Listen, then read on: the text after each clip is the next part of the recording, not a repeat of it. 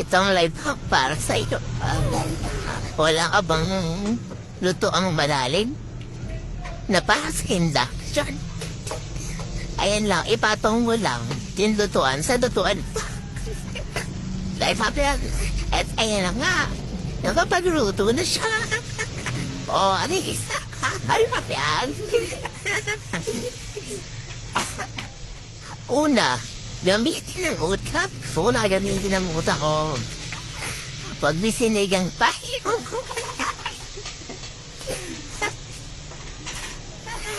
Pwede pala yun. Oo ba yun? Ay, papyan. Iba ba? Mas matindi yung life hack mo sa akin.